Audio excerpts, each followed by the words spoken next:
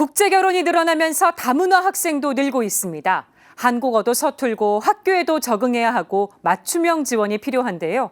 법적 근거를 마련하는 법안이 발의됐습니다. 김영규 기자입니다. 교육부에 따르면 다문화 학생 수는 2013년 5만 5,780명에 불과했습니다. 그런데 2015년 8만 명을 돌파한 뒤 2020년에는 14만 7,378명으로 급증했습니다. 최근 5년 동안 매년 1만 명 이상 증가한 것입니다. 전체 학생 수 대비 다문화 학생 비율도 지속해서 상승했습니다. 지난 2015년 1.35%에서 2020년에는 2.75%로 늘었습니다. 더불어민주당 김철민 의원에 따르면 올해 다문화 학생 수는 16만 명에 달할 전망입니다. 전체 학생 가운데 3% 정도는 다문화 학생이라는 얘기입니다. 하지만 다문화 학생 교육 지원을 위한 법적 근거는 여전히 취약합니다. 이는 안정적인 정책 추진의 어려움으로 이어지곤 합니다. 김철민 의원이 문제 해결에 나섰습니다. 초중등교육법 개정안을 최근 대표 발의한 것입니다. 이 법은 다문화 학생을 지원하기 위한 법적인 근거를 마련하는 것으로서 이들에 대한 실태조사, 그리고 정책 수립, 예산 지원 등을 통해서 체계적인 지원이 가능하도록 했습니다.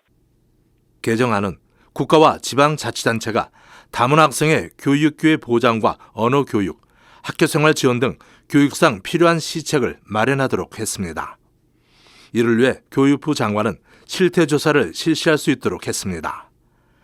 개정안은 또 그동안 법적 근거 없이 추진되던 각종 다문화 교육 지원 사업의 법적 근거를 마련했습니다.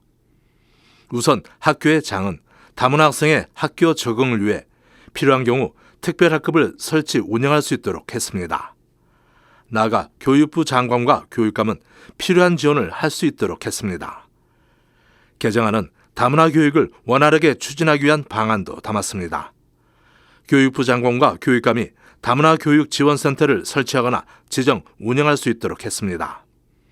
이를 통해 안정적인 예산 확보와 사업 추진이 가능하다고 김 의원은 설명합니다. 이제 관심은 국회 통과 여부입니다. 다문화 학생들을 안정적으로 지원하기 위해서는 반드시 필요한 법안인 만큼 논의 과정에서 큰 반대나 이견이 없을 것이라 저는 생각하고 있습니다. 하루속히 법안이 상임위에서 논의되고 통과될 수 있도록 최선을 다하겠습니다. CPBC 김영규입니다.